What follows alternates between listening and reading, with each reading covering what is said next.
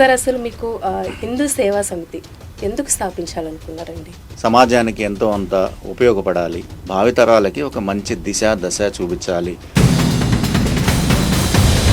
ఏదైనా ups and downs వచ్చినప్పుడు ఆ విధంగా మీకు ఏమైనా జరిగింది? మొత్తం మార్చేయగలము, మొత్తం చేసేయగలము అని ఎవరైనా అనుకుంటే గనక అది సాధ్యమైన విషయం కాదు. హిందూ సేవా సమితి ఎడ్యుకేషన్ సొసైటీ కూడా మేమేం చెప్తామంటే దేశము, ధర్మము, దైవము.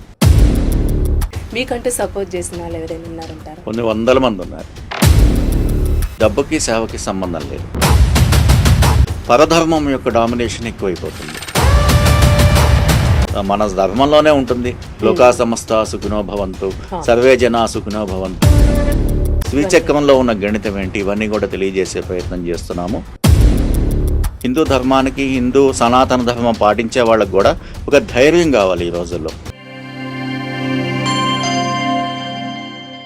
దాత్రి టీవీలో మీ పర్సనల్ ఇంటర్వ్యూ కోసం, వ్యాపార ప్రకటనల కోసం ఈ నెంబర్కి సంప్రదించండి.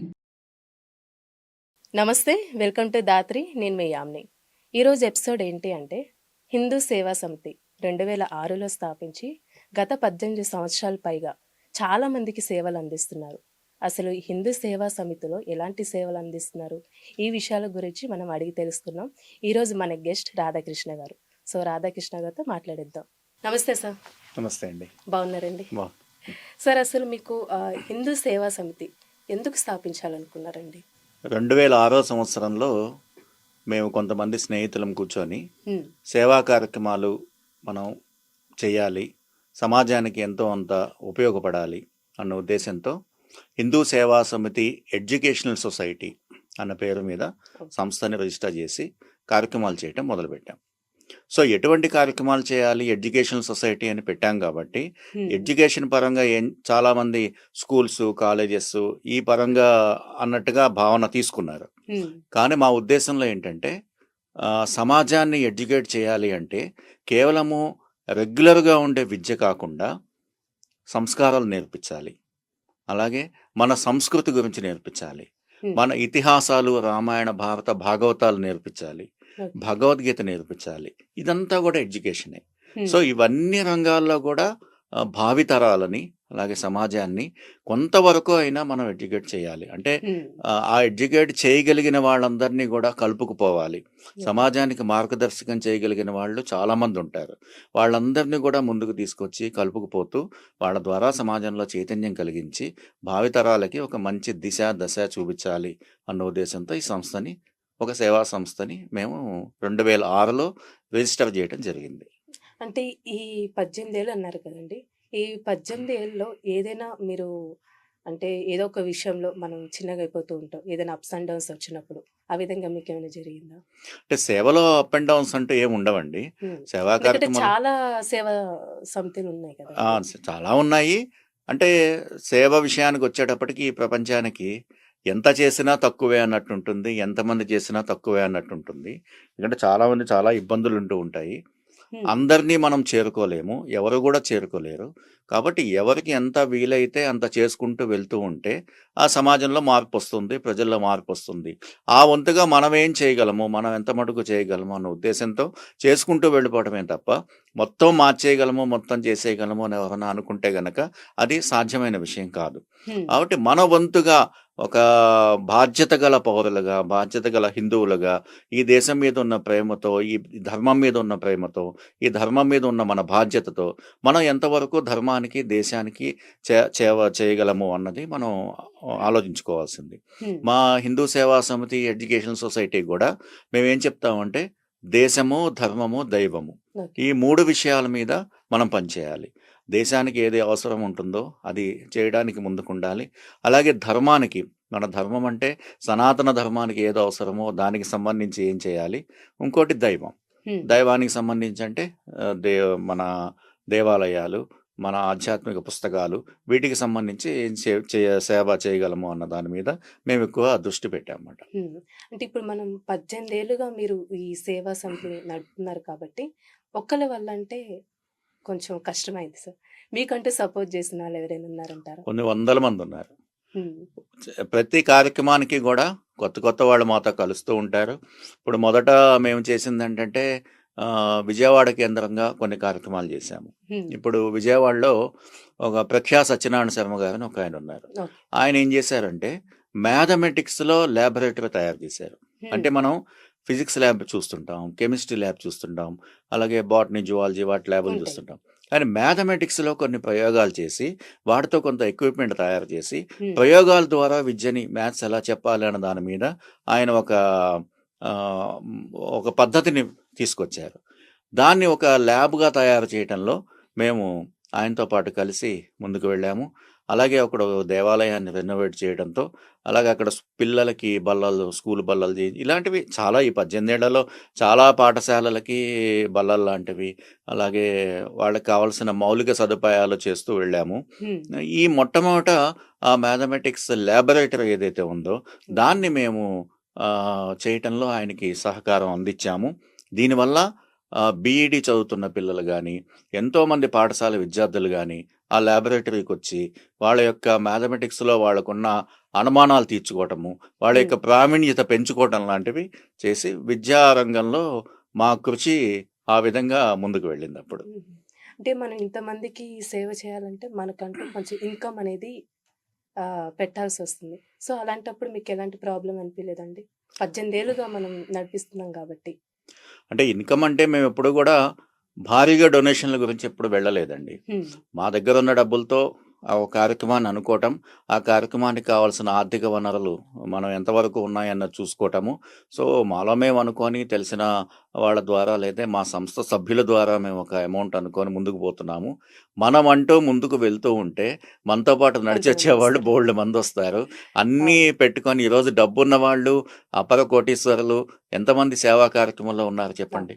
వాళ్ళు గనక నిజంగా సేవ చేయాలి అని గనక ముందుకు వచ్చుంటే మన దేశం యొక్క స్థితిగతులు ఎప్పుడో మారిపోతాయి Hmm. అని ఒక 100 రూపాయలు ఉన్న వాళ్ళు ఇంకో 100 రూపాయలు ఎలా సంపాదించాలన్న ఆలోచనతో ఉన్నారు తప్ప ఆ 100లో ఒక 10, 20 తీసి సేవకు ఉపయోగిద్దామన్న ఆలోచన ఉన్నవాళ్ళు ఉన్నారు, చాలా మంది ఉన్నారు. Hmm. కానీ ఆ శాతం ఇంకా పెరగాలి.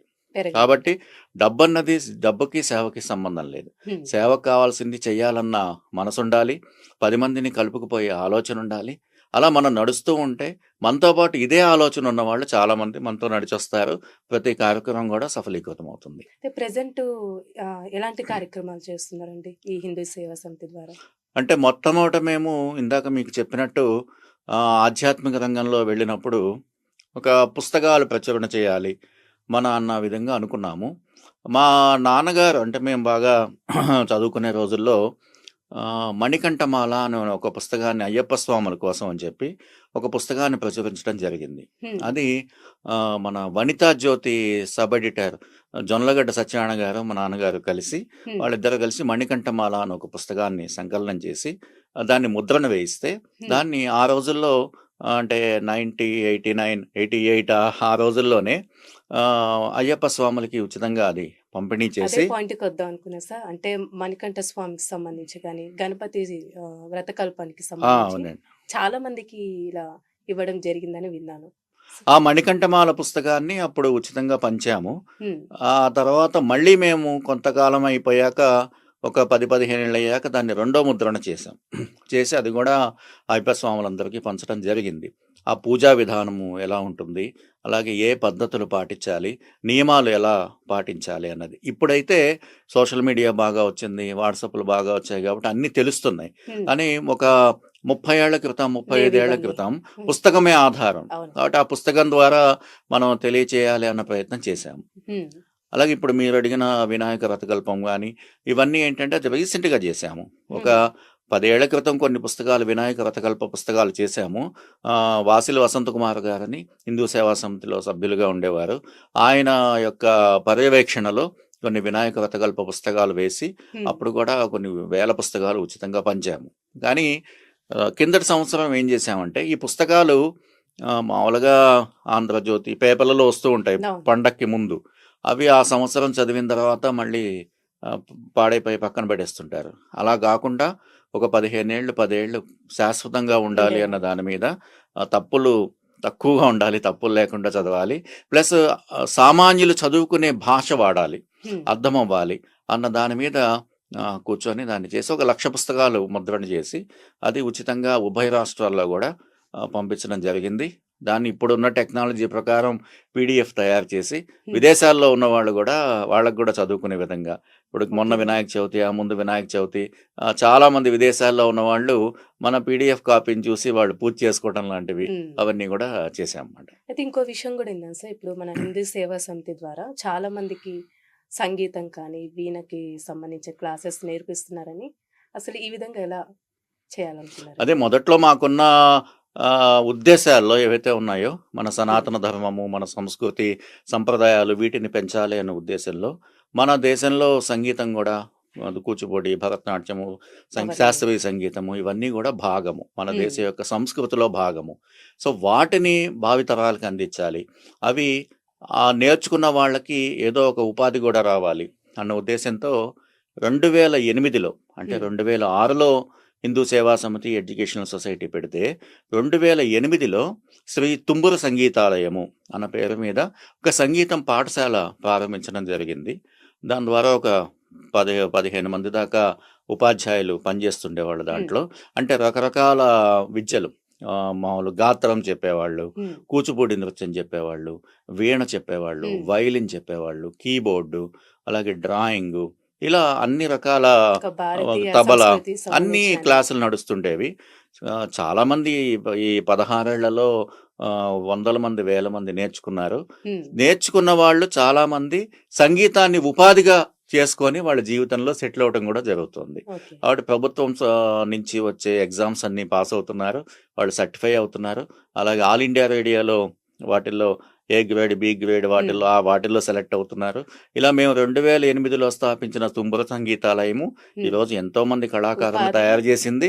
చాలా మందికి ఉపాధి కూడా కలిగించి సంగీత రంగంలో మేము కొంత సేవ చేసే అవకాశం దాని ద్వారా జరిగింది మాకు. సార్, ఇప్పుడు మనం పూజలు అంటూ చేస్తూ ఉంటామండి. సత్యనారాయణ స్వామి వ్రతం కానీ ఈ విధంగా సామూహికంగా చేయించడం కూడా విన్నాను. అసలు ఇవి ఎలా సాధ్యమైందండి ఈ విధంగా? మన హనుమాన్ పూజా చాలీసాకి విధానాలు, సంబంధించి హనుమాన్ చాలీసాలు ఇప్పుడు ఏమవుతుందంటే అండి, మన సనాతన ధర్మంలో ఉమ్.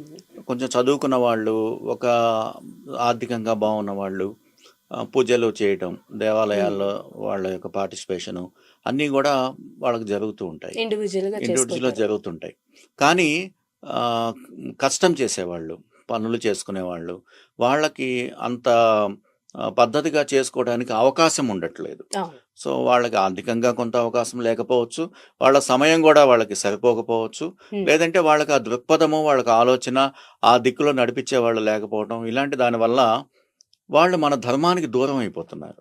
ఉమ్. ఎప్పుడైతే మన పద్ధతులు మనం పాటించలేదో పరధర్మం యొక్క డామినేషన్ ఎక్కువైపోతుంది. ఏంటి? సో మనం వాళ్ళ దగ్గరికి వెళ్ళి మనది పద్ధతి ఇది, మనం ఈ విధంగా చేసుకోవాలి, అందరికీ ఉంటుంది, పిల్లలు బాగుండాలి, పిల్లలు చదువుకోవాలి, ఆరోగ్యంగా ఉండాలి అని, భగవంతుడి అనుగ్రహం ఉండాలి, భగవంతుడి యొక్క కృప ఉండాలి అని అందరికీ ఉంటుంది. సో దానికి చేసుకోవాల్సిన పూజ ఏదైతే ఉంటుందో ఉమ్. దాన్ని ఒక పద్ధతిగా అందరం కలిసి చేసుకున్నట్టయితే వాళ్ళలో కూడా మన ధర్మం పట్ల నిష్ఠ, నిబద్ధత కలుగుతుంది. అలాగే పరధర్మానికి ఆకర్షితులయ్యే అవకాశాలు తగ్గుతాయన్న దాని మీద మేము ఈ కన్స్ట్రక్షన్ బిల్డింగ్లో ఉన్న వాళ్ళ యొక్క పిల్లలు, వాళ్ళ ఫ్యామిలీలు చాలా కాలం ఒక చోట ఉండిపోతూ ఉంటారు. సో వాళ్ళు పొద్దునుంచి సాయంత్రం పని చేస్తూ ఉంటారు. అవును. అలాంటి వాళ్ళ దగ్గరికి మేము వెళ్ళి ఉమ్. అక్కడ, అలాగే స్లమ్ ఏరియాస్ ఉంటాయి ఉమ్. కొంచెం, వాళ్ళ దగ్గరికి వెళ్ళి అక్కడ వాళ్ళందరినీ ఒక 30 ఫ్యామిలీలు, 40 ఫ్యామిలీలు, 50 ఫ్యామిలీలు అందరినీ కూర్చోబెట్టి వాళ్ళకి కావాల్సిన పూజా సామాగ్రి లాంటివన్నీ మేము అన్ని చేసి మన మన సంస్థ సంస్థ ఇచ్చి, అలాగే ఒక పూజ చేయించే ఒక పూజారిని ఒకళ్ళని తీసుకువెళ్ళి పద్ధతి ప్రకారం వాళ్ళ దంపతుల్ని, వాళ్ళ పిల్లలందరినీ కూర్చోబెట్టి సామూహికంగా వాళ్ళ బస్తీలోనే వాళ్ళందరి సమక్షంలో సత్యనారాయణ వ్రతాలు చేయటం. ఇలా చేయటం వల్ల ఏమవుతుందంటే ఒక మన దగ్గరకు కూడా వీళ్ళు వచ్చారు, మన ధర్మము, మన వాళ్ళు వచ్చారు అన్న భావన వాళ్ళకి కలుగుతుంది. ఆ వాతావరణం కూడా చాలా ఆహ్లాదంగా చాలా మారుతుంది. మంచి విషయం అని చెప్పుకోవాలి సార్. ఈ విధంగా చేసుకోలేని వాళ్ళు చాలా మంది చేసుకోలేని ఉంటారు. వాళ్ళు చాలా మంది ఉంటారు. అవును. వాళ్ళకి చేసుకోవాలన్నది ఉన్నా కూడా చేసుకోలేని స్థితి ఉంటుంది వాళ్ళకి. ఉంటుంది. కాబట్టి వాళ్ళందరినీ కలుపుకొని ముందుకెళ్ళాలన్న ఉద్దేశంతో ఈ సామూహిక సత్యనారాయణ వ్రతాలు అన్న కార్యక్రమం ఒకటి పెట్టాము. చాలా మంది చేస్తూ ఉంటారు, ఇప్పుడు ఉమ్. ఎన్నో చోట్ల జరుగుతూ ఉంటాయి. కానీ ఒక కింద స్థాయిలో ఉన్న కుటుంబాలు ఏవైతే ఉన్నాయో వాళ్ళ దగ్గరికి వెళ్ళి వాళ్ళతో పాటు కలిసి చేసుకోవటం వల్ల ఉమ్. విధర్మీయులకి అవకాశం ఇవ్వకుండా మనం మన ధర్మాన్ని కాపాడుకునే ఆ, కా ఇది ఉంటుంది ఇది మనకు ఉంటుంది. ఉంటుంది అది. ఇంకా లలిత సహస్రనామానికి సంబంధించి కూడా చాలా సామూహికంగా చేస్తారు. దాని గురించి. లలితా సహస్రనామం అన్నది ఆ, శక్తి అమ్మవారిని పూజించే ఒక అద్భుతమైన పారాయణం. శంకరాచార్యుల వారు ద్వారా వచ్చింది. అలాగే ఈ యొక్క గత దశాబ్దంగా చూసుకున్నట్టయితే చాలామంది మహిళలు లలితా సహస్రనామం చదువుతూ వాళ్ళ యొక్క ఆధ్యాత్మికంగా వాళ్ళ కుటుంబాలతో పాటు సమాజానికి, దేశానికి కూడా బలాన్ని, శక్తిని చేకూరుస్తున్నారు. హ్మ్. అలాగే ఇప్పుడు అపార్ట్మెంట్ కల్చర్ వచ్చిన తర్వాత అపార్ట్మెంట్స్లో ఉన్న కొన్ని కుటుంబాలు కలిసి వాళ్ళంతా ఒక చోట చేరి చేసుకోవటం లాంటివి, దేవాలయాల్లో కూడా ఒక 15 మంది, 20 మంది, 30 మంది అందరూ కలిసి చేసుకోవటం లాంటివి ఇవన్నీ జరుగుతున్నాయి. ఓకే. కానీ ఇది శక్తి సరిపోదు. హ్మ్. మనం ఈరోజు హిందూ సంఘటన కావాలి. హ్మ్. మనం ఎక్కువ మంది కలిసి చేసుకునే కార్యక్రమాలు పెరగాలి. హ్మ్. ఎందుకంటే మనం ప్రపంచవ్యాప్తంగా మన హిందూ ధర్మం మీద, సనాతన ధర్మం మీద జరుగుతున్న దాడులు కానీ, లేకపోతే మన మీద జరుగుతున్న వికృత చేష్టలు కానీ, మన దేవాలయం మీద జరుగుతున్న విశృంఖలమైన దౌర్జన్యాలు కానీ, ఇవన్నీ కూడా మనం చూస్తూనే ఉన్నాం. అది ఎందుకు జరుగుతోంది అని ఆలోచించినట్టయితే మనలో సంఘటన లేకపోవటం, మనలో ఐక్యత లేకపోవటం, ఎవరికి వాళ్ళే మీ అపార్ట్మెంట్ గ్రూపు, మా అపార్ట్మెంట్ గ్రూపు, మీ దేవాలయం గ్రూపు, మా దేవాలయం గ్రూపు, ఇలా విడివిడిగా ఉంటున్నారు అన్న భావనతో అందరిని, ఎక్కువ మందిని, ఎంత వీలైతే అంతమందిని ఒక చోట చేర్చి గనక ఇలా చేసినట్టయితే మనందరం కూడా ఒకటే, మనం కలిసి ఉండాలి అన్న భావన ఒకటి. ఇంతమంది కలిసి అమ్మవారిని గనక పూజించినట్టయితే ఆ శక్తి వల్ల వచ్చే ఎనర్జీ ఏదైతే ఉందో అది ప్రపంచానికి, సమాజానికి, లోకానికి, సమస్త జనాలకి కూడా మంచి జరగాలి అన్నది ఉద్దేశం. మన ధర్మంలోనే ఉంటుంది. లోకా సమస్త సుఖినో భవంతు, సర్వే జనా సుఖినో భవంతు. మనం ఎప్పుడు కూడా ఏ పూజ చేసినా కూడా మనం ఒక్కడం బాగుండాలి అనుకోము. ప్రపంచం మొత్తం బాగుండాలని కోరుకునే ఏకైక ధర్మం హిందూ ధర్మము. ఎందుకంటే లోకా సమస్త సుఖినో భవంతు అని ఎవరు చెప్పారు. ప్రపంచం అంతా బాగుండాలి. లోకంలో ఉన్న చీమలు, దోమలు, ఏనుగులు, జంతువులు కూడా బాగుండాలి. సమస్తం బాగుండాలంటే ఒక్క మనుషులే కాదు, సమస్త జీవకోటి బాగుండాలి అని కోరుకునే ధర్మం మంది. కాబట్టి అలా ప్రతి దేవాలయంలోనూ నిత్యం నడుస్తుంది ఇది. ఓం శాంతి శాంతి శాంతి అని చెప్తాము. అలాగే లోకా సమస్త సుఖినో భవంతు, సర్వే జనా సుఖినో భవంతు, అందరూ బాగుండాలి అని కోరుకునే ధర్మం మంది. కాబట్టి మన ధర్మంలో కొన్ని వికృత ఇవ్వొచ్చే. ఇప్పుడు అంటరానితనం అని, అగ్రకులాలు, కింద కులాలు అని ఒక రకమైన విభేదాలు తెచ్చే ప్రయత్నాలు జరిగాయి. సర్వే జనా సుఖినో భవంతు అని చెప్తున్నప్పుడు ఆ సర్వే జనాల్లో అందరూ వస్తారు. అక్కడెక్కడైనా అగ్రకులాలు సుఖినో భవంతు, ఇంకో కులాలు సుఖినో భవంతు అని చెప్పలేదుగా. సర్వే జనా సుఖినో భవంతు అని చెప్పారు. సర్వే జనా సుఖినో భవంతు అంటే ప్రతి ఒక్కళ్ళు బాగుండాలి అన్న కోరుకున్న ధర్మం మంది. కాబట్టి ఇవి ఏవైతే ఉన్నాయో కులాల బట్టి పెద్ద చిన్న అని, కొంతమంది తక్కువ చూశారని ఏవైతే విభేదాలు సమాజంలో హిందూ ధర్మంలో జొప్పించబడ్డాయో అవన్నీ నిజాలు కావు. నిజంగా హిందూ ధర్మం అన్నది అందరూ బాగుండాలి, అందరూ కూడా సుఖంగా ఉండాలి అన్న కోరుకునే ధర్మము విశ్వవ్యాప్తంగా హిందూ ధర్మం ఒకటే. అయితే సార్, ఇప్పుడు ఎప్పుడైనా మీరు బాధపడ్డారా మన హిందూ ధర్మంలో ఈ విధంగా జరుగుతుంది, ఎందుకు ఇట్లా అవుతుందని ఎప్పుడైనా మీకు అనిపించిందా? కొన్ని సంఘటనలు చూస్తే. ఎప్పుడు బాధపడలేదు. ఇప్పుడు ప్రజెంట్ అప్పుడు చూస్తుంటే ఎక్కడ చూసినా కూడా ఇవే జరుగుతున్నాయి. ఇప్పుడు బంగ్లాదేశ్లో చూసినట్టయితే నిన్న పొద్దున్న ఒక వీడియో చూశాను. ఒక మనిషిని తగలబెట్టేశారు. అతను చనిపోయిన తర్వాత కూడా అతన్ని సుత్తితో కొట్టి చంపుతున్నారు, చెప్పులతో కొట్టి చంపుతున్నారు. అంటే ఇంకా లాస్ట్ స్టేజ్లో అంటే అంత భయానకంగా ఒక ధర్మం మీద ద్వేషం పెంచుకొని చేస్తున్నారు. అంటే దానికి కారణం ఏంటంటే వీళ్ళు కలిసి రారు, వీళ్ళలో ఐక్యత లేదు, లేకపోతే ఒక రకమైన డామినేషను. మనం ఎప్పుడూ కూడా వేరే దేశాలని మనం కబ్జా చేసుకోవాలి, లేదంటే వేరే దేశాలని మనం ఆక్యుపై చేయాలి, ఆక్రమణ చేయాలి, అలాంటి ఆలోచనతో మనం ఎప్పుడూ లేం. ఎవరొచ్చినా కూడా అన్నం పెట్టే దేశం మనది. ఎవరొచ్చినా కూడా అతిథి దేవోభవ అనే ఉద్దేశంతో ఆదరించే ధర్మం మనది. ఇది ఈరోజు మనకే చెడుగా అయిపోతుంది. సో మన ఏవైతే ఆదర్శాలు ఉన్నాయో అవన్నీ మన అస్తిత్వానికి తేడా తెచ్చేలా అనిపిస్తున్నాయి. కాబట్టి మనం ఐక్యంగా ఉండాలి అన్న దాని మీద అందరూ చేయాలి, ఈ హిందువుల్లో చైతన్యం రావాలి అన్న ఉద్దేశంతో అనుకుంటూనే ఉంటాము. దానికి మనం ఎంత మటుకు చేయగలమో అంతవరకు చేసుకుంటూ ముందుకెళ్తుంటాం.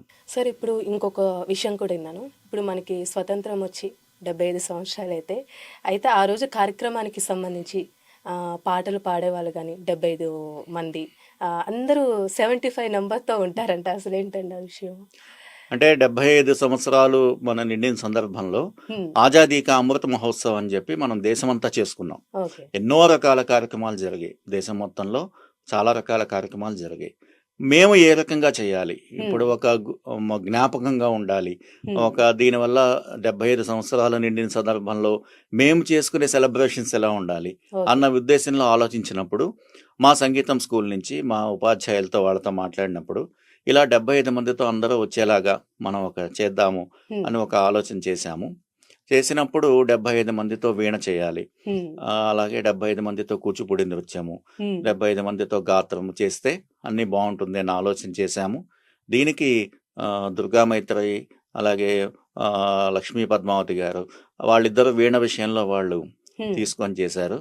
అలాగే రవి గారు, అలాగే కోకా విజయలక్ష్మి గారు, ఇలాంటి వాళ్ళంతా కూచిపూడి సంబంధించిన విభాగం వాళ్ళు చూసుకున్నారు. అలాగే దుర్గామైత్రి, స్వాతి గారు, రాధిక అలా వీళ్ళంతా మా దగ్గర మాతో పాటు కలిసి నడుస్తున్న వాళ్ళు. వీళ్ళందరూ కలిసి గాత్రము, వీళ్ళందరూ తర్ఫీదు ఇవ్వటము, ఒక 6 నెలల పాటు అందరినీ కూర్చోబెట్టి ఒక చోట కలిపి ప్రాక్టీస్ చేయించటము. అలాగే చాలా కష్టం అని అనుకోవాలి సార్. 75 మంది అంటే ఒకటేసారి అందరూ ఒకే విధంగా పాడాలన్నా చేయాలి, కొంచెం మిస్టేక్ అనేది అవుతూ ఉంటుంది. మిస్టేక్స్ జరగలేదు. జరగదు. ఇంకా జరిగిన దీంట్లో ఏంటంటే వీణలు పట్టుకొని ఆ, ఆస్ట్రేలియా నుంచి, అమెరికా నుంచి, ఇంగ్లాండ్ నుంచి, అలాగే ఇంకో దేశం నుంచి కూడా వీణలు పట్టుకొని మన దేశానికి వచ్చి ఆ కార్యక్రమంలో పార్టిసిపేట్ చేశారు మన ఓకే. తెలుగు వాళ్ళు.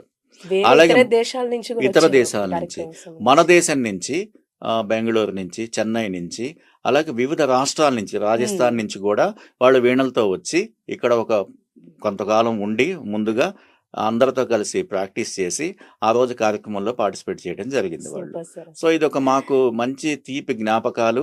అలాగే దాంట్లో పాల్గొన్న వాళ్ళందరికీ కూడా ఒక రకమైన అద్భుతమైన అనుభవము వచ్చింది. మేము ఒకటే అనుకున్నాం, స్వతంత్రం వచ్చి 100 ఏళ్ళు అయిన సందర్భంలో అప్పటికి అందరూ పెద్దవాళ్ళు అయిపోతారు, మనం అప్పటికి ఎలా ఉంటామో తెలియదు తెలియదు. కాబట్టి ఈ సెలబ్రేషన్ ఏదైతే ఉందో దీన్ని గుర్తుండిపోయేలాగా. గుర్తుగా చేసుకోవాలి అన్న దాని మీద ఆ కార్యక్రమం రూపకల్పన చేశాము. అలాగే అందరి సహకారంతో మేము ఆ కార్యక్రమాన్ని చాలా విజయవంతంగా పూర్తి చేశాము. ఇప్పటికీ కూడా అది ఆ మెమరీస్ అందరూ తలుచుకుంటూ ఉంటారు. ఇప్పుడు మేము ఇంకో ఆలోచన ఏం చేస్తున్నామంటే, అంటే వచ్చే సంవత్సరం 2025లో 100 మందితో వీణ, 100 మందితో కూచిపూడి, 100 మందితో గాత్రము రూపకల్పన చేస్తున్నాము. జూన్ 29, 2025లో ఈ కార్యక్రమానికి మేము అనుకున్నాం. అంటే ప్రిపరేషన్ చూడండి ఎంత టైం ఉంచి టైం. చేసుకోవాలి అంతమంది కాబట్టి కాబట్టి టైం చేసుకోవాలి అన్నది. వీలైతే గచ్చిబౌలి స్టేడియంలో, మొన్న ఓకే. చేసింది కోట్ల విజయభాస్కర్ రెడ్డి స్టేడియంలో చేశాము. ఇప్పుడు ఈసారి గచ్చిబౌలి స్టేడియంలో చేయాలి అన్నది. 100తో ఓ పెద్ద కార్యక్రమం నిర్వహించాలి అని ఒక లక్ష్యంతో మంచి సక్సెస్ అవ్వాలని మేము కూడా అనుకుంటున్నాం థ్యాంక్ సార్. యూ అండి. ఇప్పుడే దాని యొక్క ఏర్పాట్లు అలాగే దాని యొక్క ప్రిపరేషను నడుస్తోంది. ఏ ఏ పాటలు పాడాలి, ఏం చేయాలి అన్నది కూడా, డ్యాన్స్ ఏ యొక్క ఐటమ్స్ చేయాలి అన్న దాని మీద కూడా ఇందాక నేను చెప్పిన పేర్లు ఏవైతే ఉన్నాయో ఆ ఉపాధ్యాయులు, అధ్యాపకులు, అలాగే మా సంస్థతో సంబంధం లేని వాళ్ళతో కూడా సంప్రదిస్తూ అందరినీ కలిపి కార్యక్రమాన్ని విజయవంతం చేయాలనుకుంటున్నాము.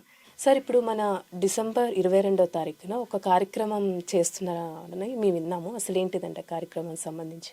అదే ఇందాక మనం అనుకున్నట్టు లలితా సహస్రనామాలు చదివేవాళ్ళు ఎక్కడికెక్కడ కొన్ని వందల మంది సమాజ శ్రేయస్సు కోసం, అమ్మవారి దయ కోసం, ప్రపంచ శాంతి కోసం చదువుతున్నారు. వీళ్ళందరినీ కలిపి చేసినట్టయితే ఆ యొక్క భక్తి, మన శక్తి కూడా అందరికీ తెలుస్తుంది అన్న విషయం మీద డిసెంబర్ 22వ తారీఖు మన బ్రహ్మశ్రీ ద్విసహస్రావధాని ఈ మాడుగుల నాగఫణి శర్మ గారి అవధాన పీఠం ఒకటి ఉంది హైటెక్స్ దగ్గర, శిల్పారామ ఎదురుగుండా.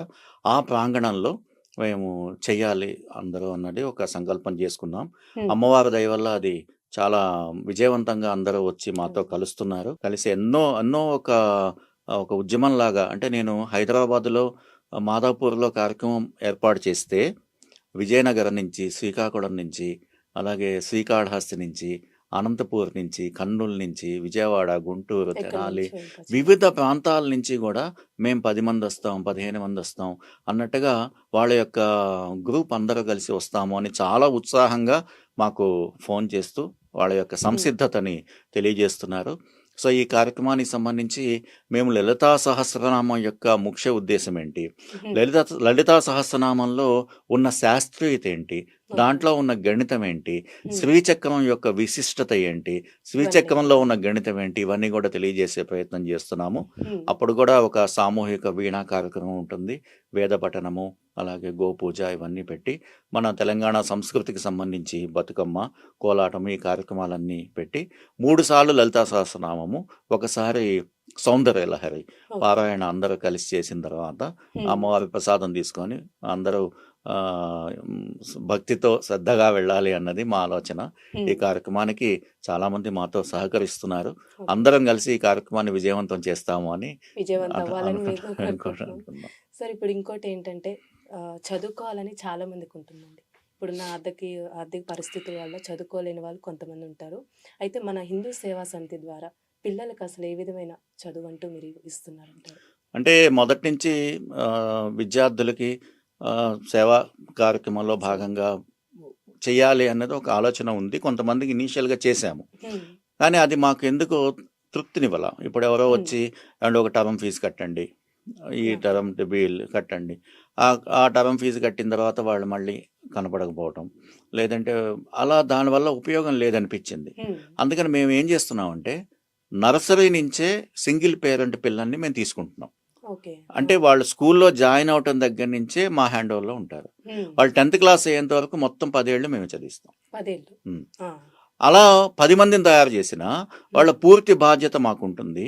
వాళ్ళకి మేము ఏం చెప్తున్నాము, ఎలా చెప్తున్నాము, అసలు ఎవరు చెప్తున్నారు, మన ఎవరు చదివిస్తున్నారు అన్నది కూడా వాళ్ళకి తెలుస్తుంది. హ్మ్. తెలిసి వాళ్ళని ఈ హిందూ సేవా సమితికి తరఫున నెక్స్ట్ పనిచేయడానికి కూడా వాళ్ళు సంసిద్ధంగా ఉంటారు. ఇప్పుడు మేము ఇన్నేళ్ల బట్టి చేస్తున్నాము. కొంతమంది పిల్లలు 10th అయిపోయి ఉద్యోగాల్లోకి వెళ్ళిపోయారు. హ్మ్. వాళ్ళు మా కార్యక్రమాలకు వస్తూ ఉంటారు.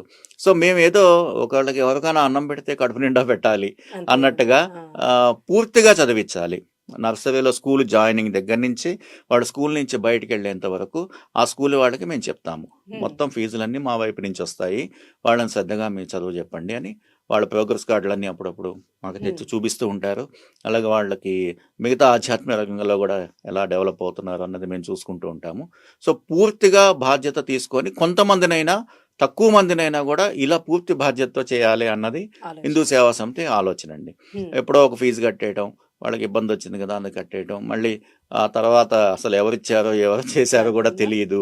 అలా కాకుండా ఈ పద్ధతిలో మేము ముందుకు ఒక పోతున్నాం. నర్సరీ నుంచి 10th వరకు వాళ్ళు నర్సరీ చదువుకునే స్కూల్లో విధంగా జాయినింగ్ దగ్గర నుంచి హ్మ్. వాళ్ళు 10th క్లాస్ పాస్ అయ్యేంత వరకు పూర్తి బాధ్యత బాధ్యత మొత్తం. మేము తీసుకునే విధంగా, అది కూడా సింగిల్ పేరెంట్ ఉన్న వాళ్ళకి, హ్మ్. లేకపోతే కొంత ఇబ్బందులు ఉన్న వాళ్ళకి, ఆర్థికంగా ఇబ్బందులు ఉన్న వాళ్ళకి, అలాంటి వాళ్ళ పిల్లల్ని మేము కొంచెం సెలెక్ట్ చేసి హ్మ్. తీసుకుంటాం. ఇప్పుడు కొంతమంది వాళ్ళకి పిల్లలు లేరని చెప్పి వాళ్ళ పేదరికంలో ఉన్నా కూడా పిల్లల్ని దత్త తీసుకుంటుంటారు, హ్మ్. ముఖ్యంగా ఆడపిల్లల్ని. మేము చదివించేది కూడా ముఖ్యంగా ఆడపిల్లలకి ఎక్కువ ఆడపిల్లలకి. ముందు ప్రిఫరెన్స్ ఇచ్చి చదివిస్తూ ఉంటాము. సో ఒక స్త్రీ చదువుకున్నట్టయితే కుటుంబం మొత్తం చదువుకున్నట్టే. స్త్రీ ఆర్థికంగా బలంగా ఉండాలి, ధైర్యంగా ఉండాలి అంటే విద్య చాలా అవసరము. హ్మ్. సో విద్య ఉంటే చాలు విద్య ఇంకా. ఉంటే ధైర్యం ఉంటుంది. ఉంటుంది. సో కాబట్టి ఆ విధంగా మాకు చేయగలిగింది ఏదైతే ఉందో ముందుకు చేద్దామన్న ఆలోచనతో చేస్తుంటాం. అయితే సేపు మన హిందూ సేవా సమితికి ఏమైనా అవార్డ్స్ అంటూ వచ్చాయా? మీరేమైనా అవార్డ్స్ అనేది ఇవ్వడం జరిగిందా? ఈ 75 మందితో మేము కార్యక్రమం చేసినప్పుడు ఇండియన్ బుక్ ఆఫ్ రికార్డ్స్ వాళ్ళు వచ్చి అది ఇండియాలో మొట్టమొదటిసారి జరిగింది ఈ హ్మ్. కాంబినేషన్లో అన్న దాని మీద అవార్డు ఒకటి మాకు ఇవ్వటం జరిగింది. మేము అవార్డులు అంటూ ఇవ్వటం అంటే ఇప్పటి నుంచి ఒకటి మొదలు పెడుతున్నామండి. అంటే ఇప్పుడు సంస్కృతం ఏదైతే ఉందో మనకి, ఈ సంస్కృతాన్ని మన దేవనాగర లిపి అంటారు దాన్ని, ఓకే. అంటే దైవ భాష. సంస్కృతం నుంచే ప్రపంచంలో ఉన్న అన్ని భాషలు కూడా పుట్టాయి. హ్మ్. కానీ ఈ సంస్కృతాన్ని ఈరోజు మనం అంతగా శ్రద్ధగా పట్టించుకోవట్లేదు. చదువుకోవట్లేదు, నేర్చుకోవట్లేదు. అది అది కూడా చాలా చాలా చాలా ఒక మైనస్ పాయింట్ అయిపోయింది మన ధర్మానికి. హ్మ్. మన యొక్క పూజలు కానీ, పునస్కారాలు కానీ, అలాగే మనం దేవుణ్ణి స్తుతించే స్తోత్రాలు కానీ అన్నీ కూడా సంస్కృతంలో ఉంటాయి. అవును. అవి సామాన్యులు చదవలేక, సామాన్యులకి అర్థం కాక కూడా ధర్మానికి వాళ్ళు దూరం అవుతున్న ఇవి ఉన్నాయి. కాబట్టి మన దేశంలో సంస్కృతాన్ని దూరం చేయడానికి, మన సమాజానికి, ప్రజలకి సంస్కృతాన్ని దూరం చేయడానికి ఇంగ్లీష్ కాలం నుంచి జరిగిన ప్రయత్నం ఏదైతే ఉందో హ్మ్. అది ఇప్పటికీ బాగా సక్సెస్ అయిపోయి అసలు సంస్కృతం నుంచి మాతృభాషలు మర్చిపోయే స్టేజ్ దాకా కూడా వచ్చాము. ఈరోజు మా పిల్లలకి తెలుగు రాదు అని గర్వంగా చెప్పుకుంటూ ఉంటారు కొంతమంది అవును. తల్లిదండ్రులు. సో ఇది చాలా దుస్థితి. కాబట్టి సంస్కృతంలో ఎంతోమంది కృషి చేసి దానికి పునర్జీవనం ఇవ్వాలి అన్న ఉద్దేశంతో పనిచేసిన వాళ్ళు చాలామంది ఉన్నారు. అలాగే విజయవాడకి సంబంధించి ఉపద్రష్ట వెంకటకృష్ణయ్య గారు అని చెప్పి ఒక ఆయన జీవితం మొత్తాన్ని కూడా సంస్కృత ప్రచారానికి, సంస్కృతంలో కొన్ని వేల మంది శిష్యులను తయారు చేయడానికి ఉపయోగించారు. ఆయన ద్వారా సంస్కృతం నేర్చుకున్న వాళ్ళు చాలామంది ఇప్పుడు వాళ్ళ కార్యాల్లో పనిచేస్తున్నారు. సో ఆయన పేరు మీద ఒక అవార్డు ఇవ్వాలి ప్రతి సంవత్సరము కూడా. శ్రీ ఉపద్రష్ట వెంకటకృష్ణయ్య గారి స్మారకంగా ఒక అవార్డు ఇవ్వాలి అని చెప్పి అనుకున్నాము. 2025 సంవత్సరం నుంచి దాన్ని మేము ఏడాదికి ఒకళ్ళ చొప్పున సంస్కృత తెలుగు భాషల్లో బాగా కృషి చేసిన వాళ్ళకి ఒకళ్ళకి ఇవ్వాలి అని చెప్పి మేము అనుకున్నామండి. సో ఇప్పుడు ఫ్యూచర్ ప్లాన్స్ అంటే ఏంటండి? ఫ్యూచర్ ప్లాన్స్ అంటే ఇప్పుడు మీకు ఇందాక చెప్పినట్టు ఈ కింద స్థాయిలో అంటే బస్తీలలో ఉన్న పిల్లలకు కానీ, బస్తీలలో ఉన్న కుటుంబాలకి దగ్గరికి వెళ్ళాలి. అక్కడ ఇందాక అనుకున్న సామూహిక సత్యనారాయణ వ్రతాలు, హనుమాన్ చాలీసా పారాయణాలన్నీ వాళ్ళతో కలిసి చేసి, ఇప్పుడు మొన్న దీపావళి మీ అందరూ ఇళ్లలో చేసుకుని ఉంటారు, అవునండి. కానీ నేను బస్తీలో చేసుకున్నా ఆ పిల్లలతో కలిసి. సో వాళ్ళందరినీ వెళ్ళాము. అక్కడ నేను, డాక్టర్ కృష్ణారావు గారు, ఇంకా కొంతమంది మేము కలిసి ఆ బస్తీలకు వెళ్ళి వాళ్ళ కుటుంబాలతో సహా వెళ్ళి అక్కడ వాళ్ళతో ఒక 50 మంది పిల్లలు, ఒక వాళ్ళ తల్లులు, వాళ్ళ అందరినీ ఒక చోటకి చేర్చి అసలు దీపావళి ఎందుకు చేసుకుంటున్నాము, దీపావళి యొక్క ప్రాముఖ్యత ఏంటి అన్న విషయం వాళ్ళకి తెలియదు. ఏదో అవన్నీ తెలియజేసి శ్రీకృష్ణుడి గురించి చెప్పి, నరకాసురుడి గురించి చెప్పి, సత్యభామ గురించి చెప్పి, అలాగే వాళ్ళతో కలిసి దీపావళి టపాకాయలు కాల్చుకొని వాళ్ళతో కలిసి స్వీట్లు పంచుకొని ఒక 1-2 గంటలు వాళ్ళతో గడిపి పండగ వాళ్ళతో చేసుకున్న ఇది వాళ్ళకి కూడా చాలా ఆనందాన్ని ఇచ్చింది, మాకు కూడా కొంత తృప్తినిచ్చింది. సో ఇలా ఎక్కువ బస్తీలకు వెళ్ళాలి, అలాగే ఎక్కువ సామూహిక సత్యనారాయణ వ్రతాలు అక్కడ చేయించాలి, అలాగే హనుమాన్ చాలీసా చాలామందికి నేర్పించాలి. ప్రతి పాఠశాలలో కూడా పిల్లలకి హనుమాన్ చాలీసా నేర్పించాలి. మనం సామూహికంగా హనుమాన్ చాలీసా చదివితే అది మనకి శక్తినిస్తుంది, ప్లస్ హిందూ ధర్మానికి, హిందూ సనాతన ధర్మం పాటించే వాళ్ళకు కూడా ఒక ధైర్యం కావాలి ఈ రోజుల్లో.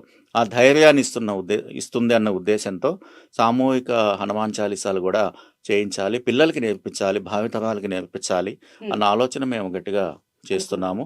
అలాగే ఇందాక మీకు చెప్పా కదా 100 మందితో ఒక కార్యక్రమం నెక్స్ట్ ఇయర్కి సంబంధించి. అలాగే ఈ పుస్తకాలు, మన వినాయక వ్రతకల్ప పుస్తకాలు ప్రతి ఏడు ఒక 15 నుంచి 20 వేలు పుస్తకాలు ప్రచురణ చేసి ఉచితంగా పంచాలి అని. అలాగే వనవాసి అడవుల్లో ఉన్న వాళ్ళకి అక్కడికి కూడా వెళ్ళి, ఇప్పుడు మేము సుభాష్ చంద్రబోస్ జయంతి ఇలాంటివి చాలా మారుమూల ప్రాంతాల్లోకి వెళ్ళిపోయి అక్కడ గిరిజనులతో కలిసి చేసాం.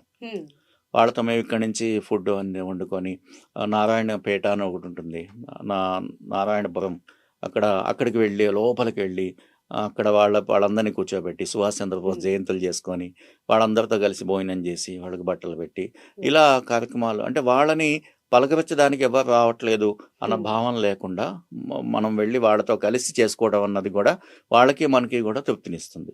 సో ఇలాంటి కార్యక్రమాలు చేయాలి.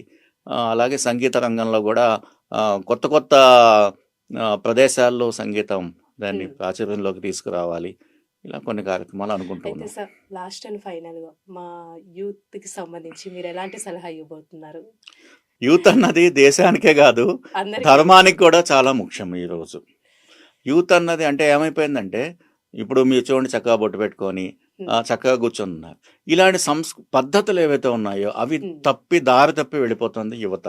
అదొక ప్యాషన్ అన్న దాని కింద మనం ఏవైతే చేతి గాజులు వేసుకోవాలి, బొట్టు పెట్టుకోవాలి అని ఉద్దేశంలో మన కట్టు బొట్టు పాటించాలి అన్న దాని నుంచి డివియేట్ అవుతున్నారు మహిళలు. అలాగే పురుషుల విషయానికి వచ్చినట్లయితే వాళ్ళు మన ధర్మంలోనే బొట్టు ఎందుకు పెట్టుకుంటాం అసలు ఫస్ట్ తెలుసుకోవాలి. ఎందుకు సనాతన ధర్మంలో బొట్టు ఎందుకు పెట్టుకోవాలి? దానికి ఏంటంటే గుర్తు ఏంటంటే, పునర్జన్మ ఉంది అని నమ్మేదే సనాతన ధర్మం. అంటే ఆత్మకి మరణం లేదు, భగవద్గీతలో చెప్పారు ఆయన. అంటే మనం ఈ బట్టలు తీసేసి మళ్ళీ అలా ఇంకో బట్టలు వేసుకుంటామో రేపు, అలాగే ఈ ఆత్మ కూడా ఈ శరీరాన్ని వదిలిపెట్టి మళ్ళీ రేపు ఇంకో శరీరంలోకి వెళ్ళిపోతుంది అన్నది మన భగవద్గీతలో కూడా శ్రీకృష్ణుడు చెప్పింది. సో ఈ ఆత్మ ఎప్పుడైతే మరణం, పునర్జన్మ ఉంటుంది అంటే ఇంకో జన్మ ఎత్తుతాం, దాన్ని పూర్తిగా నమ్మే సిద్ధాంతమే సనాతన ధర్మం. ఆ పునర్జన్మ లేకుండా చేయటాన్నే మోక్షము అంటారు. ఆ మోక్షం ఎప్పుడు వస్తుందంటే భగవంతుడి అనుగ్రహం కలిగినప్పుడు, మనం భగవంతుడి సేవలో తరించినప్పుడు. అలాంటి మోక్షం పొందిన వ్యక్తులు వేళ్లతో లెక్క పెడతాం మన ధర్మంలో. సో ఆ స్థాయికి వెళ్ళాలి అంటే అది జ్ఞానం ద్వారా వెళ్ళొచ్చు, భక్తి ద్వారా వెళ్ళొచ్చు అని రకరకాల పద్ధతుల ద్వారా నన్ను చేరుకోవచ్చు అని చెప్పి భగవద్గీతలో కృష్ణ భగవాన్ చెప్పాడు. కానీ అలా చేరిన వాళ్ళు కూడా చాలా ఉన్నారు. ఇప్పుడు భక్త తుకారాము, ఆయన భక్తితో, పాటలతో, గానంతో, ఆయన అన్నమయ్య గానంతో చేరుకున్నారు, త్యాగరాజస్వామి గానంతో, అలాగే మీరాబాయి భజనలతో, ఇలా స్తుతిస్తూ కలియుగంలో స్తుతిస్తూ భగవంతుని చేరుకున్న వాళ్ళు ఉంటారు. పాతకాలంలో అయితే తపస్సు చేసి వాళ్ళు చేరుకునే వాళ్ళు ఉంటారు. అంటే సాధన, ఈ సాధనలో రకరకాల పద్ధతుల్లో సాధన చేసినప్పుడు మోక్షం లభిస్తుంది. మోక్షము లభించే వాళ్ళ సంఖ్య చాలా తక్కువ ఉంటుంది, దానికి చాలా తపస్సు చేయాలి. అలా చేయలేనప్పుడు మనకి పునర్జన్మ అంటూ ఉంటుంది. మనం చేసిన పాప కర్మలను బట్టి మనకి ఆ జన్మ, ఉత్తమ జన్మ వస్తూ ఉంటుంది. సో దీన్ని మనం నమ్ముతాం. ఈ నమ్ముతాము అని చెప్పుకోవడానికి ఉండే మన వైపు నుంచి చెప్పే పద్ధతే బొట్టు పెట్టుకోవడం. బొట్టు పెట్టుకున్నాము అంటే మేము పునర్జన్మను నమ్ముతున్నాం అని చెప్పడం, అది ఇండైరెక్ట్గా. సో కాబట్టి అది అందరూ పెట్టుకోవాలి, పురుషులు పెట్టుకోవాలి, స్త్రీలు, పిల్లలు అందరూ కూడా. ఇప్పుడు మన సిద్ధాంతాన్ని మనం చెప్పుకోకపోతే, మేము ఇది అని చెప్పుకోవడానికి మనం మొహమాట పడకూడదు. అలాగే కలిసి మనందరం ఒకటి అని చెప్పుకోవడానికి కూడా సిగ్గుపడకూడదు. నెక్స్ట్, కులాలని తీసి పక్కన పెట్టాలి. మన ఇంటి వరకే మన కులం, మన ఇంటి వరకే మన ఇష్టదైవం. బయటకు వచ్చిన తర్వాత అంతా ఒకటే అన్న భావంతో మనం ముందుకు వెళ్ళాలి. అది యువతకి ఏంటంటే, యువత తలుచుకున్నట్టయితే భావితరాలు ఇంకా బాగుంటాయి. కాబట్టి వాళ్ళు మన ధర్మం గురించి తెలుసుకోవాలి, మన ఇతిహాసాలు తెలుసుకోవాలి, మన రామాయణ, భారత, భాగవతాలు, భగవద్గీత నేర్చుకోవాలి. ఇవన్నీ నేర్చుకుని, అంటే గుడికెళ్ళి కోరికలు కోరితే అయిపోతుంది, మనం అయిపోయాం అన్నది కాకుండా మన లోతుల్లోకి వెళ్ళి మన గురించి తెలుసుకొని 10 మందికి చెప్పగలిగే స్థాయిలో ఉండాలి. వీళ్ళు గనక బాగా ఉన్నట్టయితే వీళ్ళ పిల్లలు బాగుంటారు. ధర్మం 4 కాలాల పాటు చాలా అద్వితీయంగా ముందుకు పోతూ ఉంటుంది. సార్, ఇప్పుడు ఏంటంటే నా తరపున, మా దాత్రి టీవీ ప్రేక్షకుల తరపున మీరు చేస్తున్న సేవలన్నీ 10 మంది నుంచి 30, 100 అలా చాలా మందికి సేవలు చేయాలని, చాలా మందికి మీరు అందిస్తున్న విద్య అనేది అందరికి అందాలని పెద్ద సేవా సమితి అయిపోవాలి సార్, మనస్ఫూర్తిగా కోరుకుంటున్నాను. చాలా ఈరోజు సంతోషం. మా షోకి వచ్చినందుకు చాలా థ్యాంక్ యూ సో మచ్. సంతోషం. నమస్తే.